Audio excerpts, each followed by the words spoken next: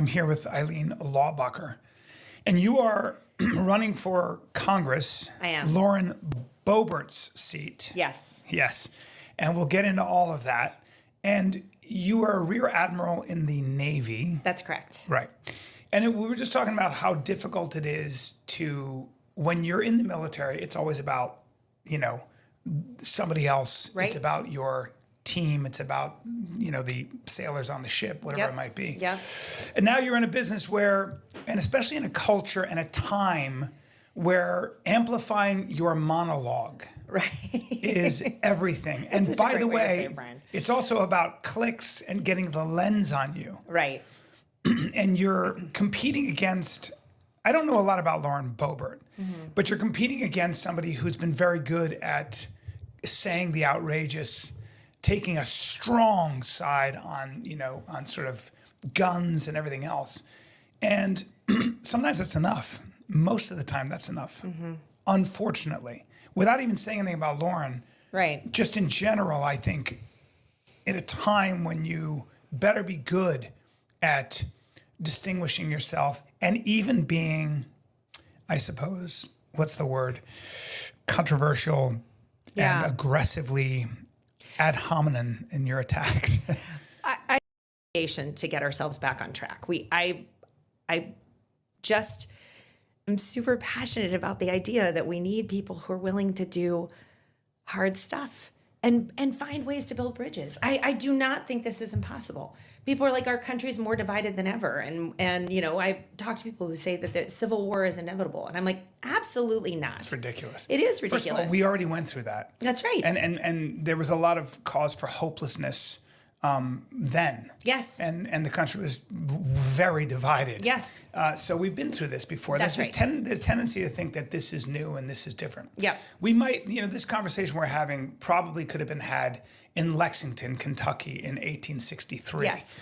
So it's easy to say what you're against, but we should probably talk about what you are for and what you're looking to do and what is not being done. Yeah. What is it that Lauren Boebert does that you think that bothers you versus what you want to do? Let's talk, because I think as I get older, that's kind of very important. It's really easy to find yourself on what you don't like, right? We do this all the time. Again, if you want to build a following, criticize the other side, but coming up with solutions and establishing and defining what it is you are for. One of the things I think was amazing is that I heard a guy named Os Guinness talk about the American Revolution was not a bloody revolution in comparison to the French Revolution, the Maoist Revolution, the Lenin Revolution, because the American Revolution, believe it or not, was grounded and rooted in the Bible.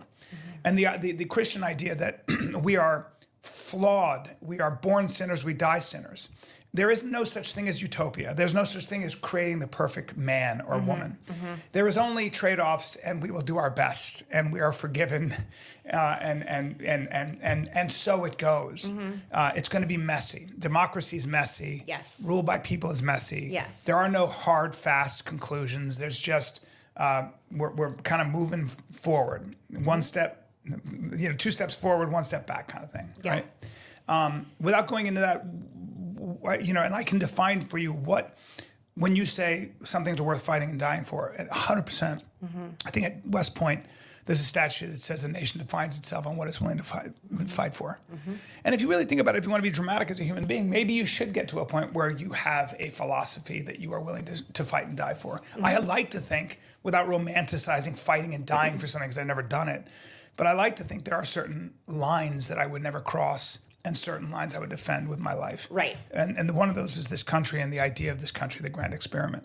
But talk to me, there was a long monologue. Holy Jesus, where's my camera? This is about you. But on that point, talk to me about what you stand for and what you're trying to fight for and what you think is worth fighting for and what you would do in Congress. That's probably the most important thing.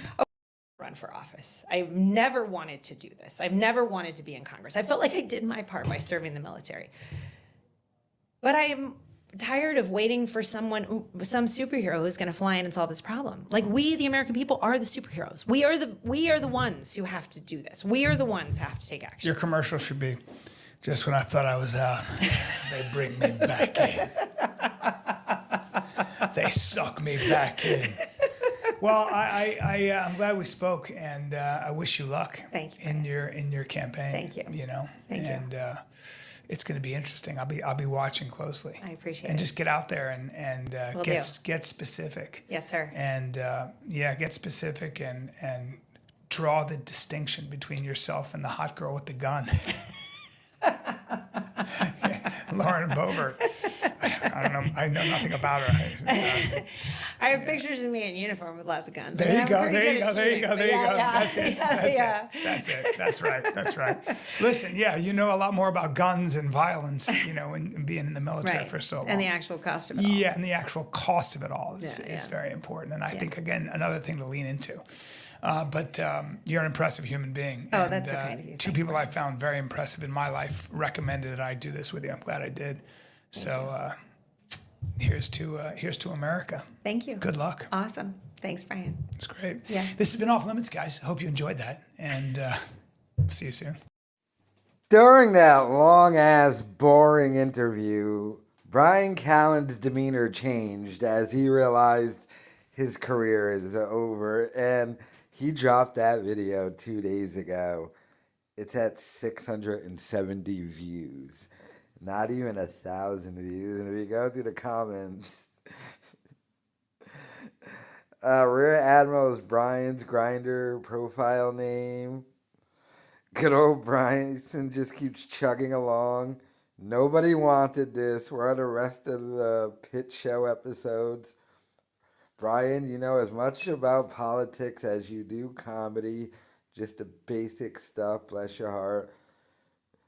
Bryan, too, had hoped to be a rear admiral. Z's, no one cares, Bryan. Just be funny, put out good content, because what the fuck is this? Stop it. Bryan, worst political takes, Callens. Bryan Callens, the most dim-witted man on the internet. Do your pod your way, Bryan, the champion. Scrub daddy. 400 views in 14 hours, LOL. Keep it funny, bruh. Good to see Bryan get over 100 views. My God, never have I seen a man fall so quickly from grace. Been beautiful to watch, and I used to be a big fan. Him and Shab are cruising towards rock bottom. Dude, are you serious? Why do you have these boring, irrelevant guests with your out-of-touch political takes? I have been a fan for years, but this actually makes me mad when I see it. Damn, yeah. I mean, it's over for Callens. I mean, if you're dropping long-form interviews and you can't even get 1,000 views, my God, is it over, Callens? You need to hang it up. And you can tell during this, I don't think he planned for this to go for over an hour. I don't know why this lady would do it. It's not like Callens is going to give you any platform that you would want. Who knows? But let me know your thoughts in the comments.